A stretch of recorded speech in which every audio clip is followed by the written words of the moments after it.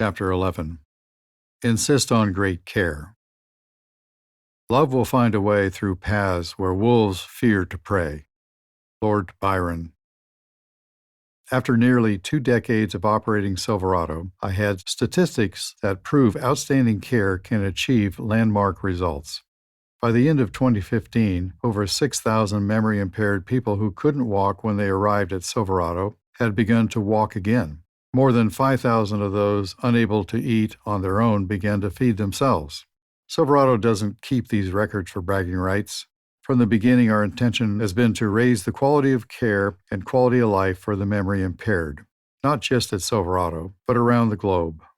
We make our statistics public to give families a benchmark they can use to hold providers to a higher standard.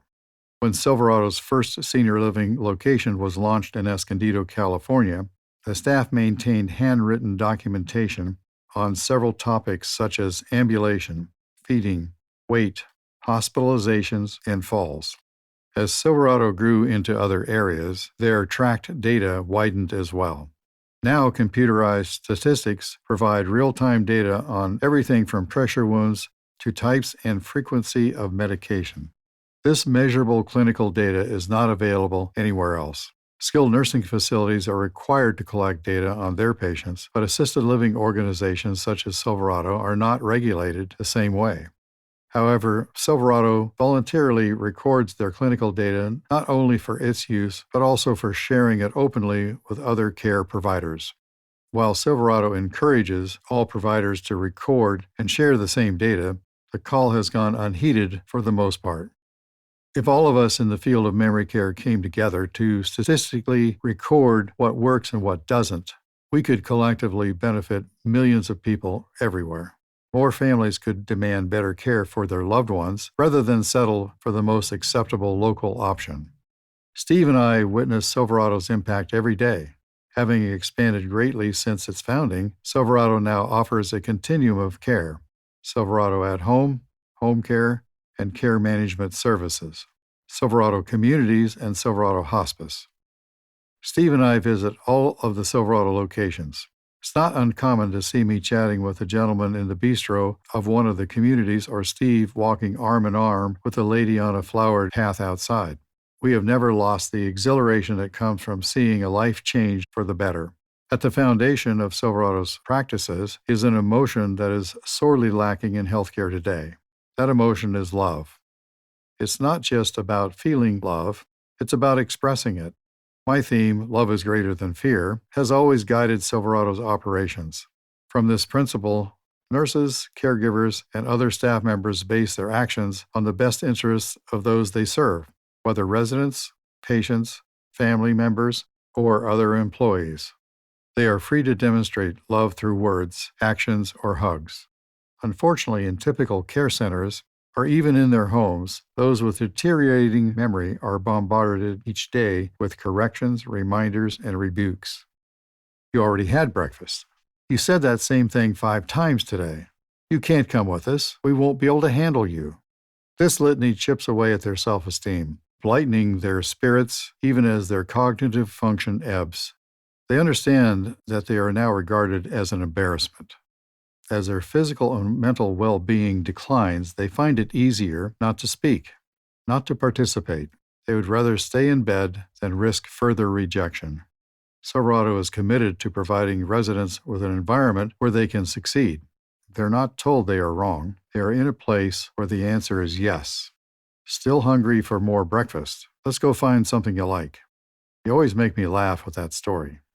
The whole group is going. Please come with us. When a person comes into our care, the family typically gives us a list of all the things he or she can no longer do, related Ann Ellett, Silverado's former Senior Vice President of Health Services and nurse practitioner with a master's degree in nursing. They'll say, she doesn't walk anymore. She doesn't feed herself. She doesn't want to participate in anything. We thank them for the information, but we don't assume these limitations are permanent. At Silverado, a list of apparently lost abilities merely represent a description of how the memory-impaired person seemed in a prior environment, at home or in another care community. Silverado conducts its own evaluations. keeping in mind that for the memory impaired, it's never one thing that makes a difference in their health. It's a combination of many things. A fresh assessment is a true advantage, according to Joe W. Ramsdale, MD, professor and division head, General Internal Medicine at the University of California, San Diego. Behaviors which are developed in less supportive environments may not indicate how well a person will do at Silverado. New residents are blank canvases. With the first brushstroke, Silverado determines whether the new resident has received the right diagnosis.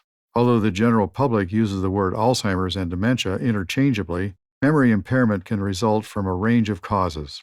Symptoms may appear similar, but the progression of the conditions, the range of potential behaviors, and the influence of assorted environments vary widely. Understanding the nature of the memory impairing disease provides the platform on which to build an individual's care program. More than half the people who arrive at Silverado are taking too many medications, especially psychotropic drugs and sedatives, which are often used to cope with so-called behavior problems. Many are also taking medications that are no longer applicable to their health. Often a person previously prescribed blood pressure medication may be taking it long after his pressure has normalized. This may explain why he falls when he stands. His blood pressure is too low for him to sustain balance. Before he came to Silverado, caregivers probably solved the problem by tying him to his wheelchair, but continued to give him the blood pressure pills, which were the real culprits. A medication review can make a dramatic difference in the health and mobility of the memory impaired, agrees Dr. Ramsdale. By reducing the number and quantity of medications their residents take each day, Silverado's rate of fractures from falls drops below the national average. Silverado assumes that everyone in its care is prone to falling. However, restraining them to wheelchairs and beds doesn't solve the problem or benefit overall health. Silverado never uses restraints of any kind, physical or pharmaceutical. Believing such limitations deny the individual his or her rights. Human beings should have the opportunity to take risks. There is more dignity in risk than there is in being tied to a wheelchair. Sometimes family members resist Silverado's practice of liberating their loved ones from restraints. The prospect of a fall naturally frightens them. Invariably, they come to understand and celebrate the residents' restored dignity and the ability to be active and independent. Silverado believes everyone can benefit from physical therapy. As a result, new residents are evaluated and placed on a physical therapy program as appropriate. After checking for factors that can affect gait and balance, such as proper shoes and glasses, Silverado encourages new residents who haven't been walking to try again. They may start by wearing a gait belt, which allows caregivers to walk beside them with a hand on the belt to provide assistance with balance. In addition, residents may wear hip protectors, padded garments designed to protect them in case of a fall. Enjoyable activities are structured to encourage walking. For example, group strolls or caring for Silverado animals. Silverado combines walking and healthy nutrition by filling its country kitchen with finger foods such as small sandwiches and pieces of fruit that hungry residents can snack on while taking a stroll. Since below normal weight is common with the memory impaired, rebuilding weight and muscle is important in regaining the strength to walk. Accompanying physical therapy, Silverado Restorative Care Program is the only one in the country designed specifically for the memory impaired. The program seeks to reintroduce residents to activities of daily living. For instance, hand-over-hand feeding is used for residents who have not been able to handle their own fork and knife. At each meal, caregivers guide the resident's hand with their own. After a while, the resident relearns the skill of eating with utensils. Silverado also assesses residents using a process called behavior mapping. During a resident's first 3 days at a community, caregivers record the resident's behavior every half hour. What is she doing? What is she saying or not saying? What does she seem to like? When does she become hungry? Is she drawn to group activities or is she avoiding them? Nurses study the behavior map to find patterns that will guide them in providing her with appropriate individual care. Later, if the resident's behavior signals a departure from normal preferences and patterns, the staff uses the process again.